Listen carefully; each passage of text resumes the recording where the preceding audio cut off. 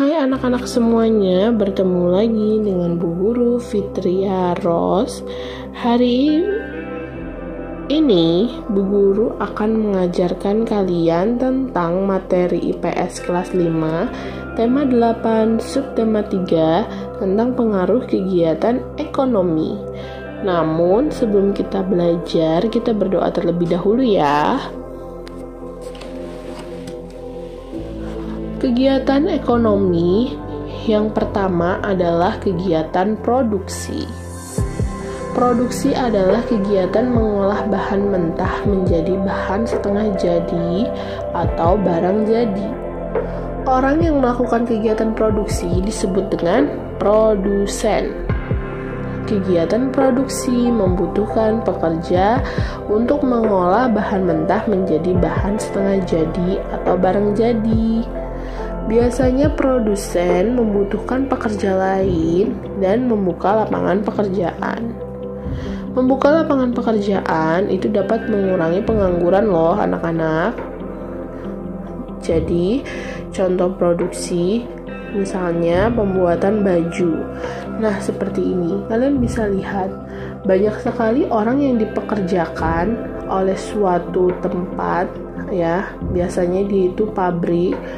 Nah, orang-orang ini dipekerjakan untuk membuat barang mentah, misalnya barang mentahnya itu benang atau apa menjadi kain gitu ya, atau kain menjadi baju kayak gitu. Dan mereka itu setiap harinya bisa memproduksi berbagai macam bentuk dan berbagai macam ukuran kayak gitu. Nah, nanti akan dijual ya. Nah, banyaknya orang itu membuka lapangan pekerjaan bagi orang-orang yang memang memiliki di bidang ini, memiliki keahlian di bidang menjahit, di bidang membuat pola kayak gitu, sehingga makin banyak orang-orang yang memiliki pekerjaan, jadi tidak ada yang pengangguran kayak gitu. Nah, sama halnya dengan produksi pembuatan roti seperti ini. Di sini ada pembuatan roti dengan bahan mentahnya, misalnya terigu, mentega kayak gitu. Dia membuat roti dan rotinya nanti akan dijual kepada konsumen kayak gitu. Dan di dalam pembuatan roti ini juga nggak mungkin dia hanya sendiri, pasti ada karyawannya kayak gitu. Jadi kegiatan produksi itu seperti ini ya anak-anak. Dan orang yang melakukan kegiatan produksi itu disebut dengan produsen. Yang kedua, ada kegiatan distribusi. Distribusi adalah kegiatan menyalurkan hasil produksi, barang dan jasa kepada konsumen. Orang yang melakukan kegiatan distribusi namanya adalah distributor. Fungsi distribusi membantu masyarakat di semua daerah untuk memenuhi kebutuhannya. Sehingga jika kebutuhannya terpenuhi, maka kesejahteraannya pun akan tercapai. Contoh dari distribusi adalah pos, JNT, JNE kayak gitu. Jadi tidak hanya kurir-kurir ini sih, sebenarnya mobil bak yang dari desa ke kota untuk membawa bahan makanan seperti sayur, buah kayak gitu, itu juga termasuk kegiatan distribusi. Yang jelas distribusi ini adalah kegiatan menyalurkan. Jadi misalnya dari petani, dari produsen ke pasar kayak gitu, itu penyalurannya, jalannya itu namanya kegiatan distribusi atau kurir. Orangnya yang sedang mengantarkan barang itu namanya distributor. Oke, paham ya anak-anak? Lanjut, kegiatan yang ketiga adalah kegiatan konsumsi. Konsumsi adalah kegiatan yang memanfaatkan dan menggunakan hasil produksi, barang, dan jasa untuk memenuhi kebutuhan hidupnya. Masyarakat yang melakukan kegiatan konsumsi disebut konsumen. Konsumen harus mengeluarkan uang untuk memperoleh barang atau jasa yang dibutuhkan. Jadi yang namanya konsumen itu kalau mau membeli sesuatu, dia harus mengeluarkan uang. Masyarakat melakukan kegiatan konsumsi untuk memenuhi kehidupannya. Iyalah, kalau kamu butuh makan, kamu harus mengeluarkan uang untuk membeli makan. Kalau kamu tidak mengeluarkan uang untuk membeli makan, maka kebutuhan hidup kamu tidak bisa terpenuhi, sehingga kamu akan kelaparan, kayak gitu. Nah, contohnya adalah kamu berbelanja di pasar untuk membeli bahan sayur buah, atau kamu membeli jajanan, ya, kamu beli hamburger, kamu beli pizza, itu juga termasuk kegiatan konsumsi. Jadi kegiatan konsumsi itu kegiatan menghabiskan juga, ya, menghabiskan makanan, membeli sesuatu, kayak gitu. Dan orang yang melakukan konsumsi apa tadi? Konsumen. Oke, paham ya anak-anak?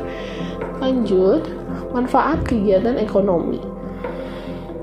Yang pertama, kegiatan ekonomi itu dapat memenuhi kebutuhan masyarakat. Ya iya, kenapa? Karena kalau kita melakukan kegiatan ekonomi, kita bisa membeli makanan sehingga kita juga bisa memenuhi kebutuhan hidup kita. Lalu kegiatan ekonomi dapat mensejahterakan masyarakat.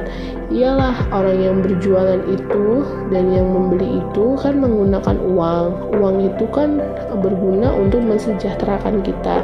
Semakin banyak kita melakukan pekerjaan, uang yang kita dapat pun juga semakin banyak.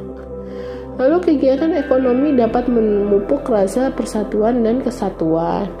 Nah, dalam kegiatan ekonomi, kita itu tidak memandang penjual itu agamanya ini, penjual itu dari Jawa, penjual itu dari mana gitu kan, tidak. Jadi, karena sama-sama membutuhkan, nah kita tidak berpikir tuh ke arah yang negatif-negatif itu, tapi kita malah berusaha untuk tidak marah dalam menawar, sehingga kita bisa memupuk rasa kesatuan dan persatuan di bidang ekonomi, kayak gitu. Lalu kegiatan ekonomi itu dapat membuka lapangan pekerjaan.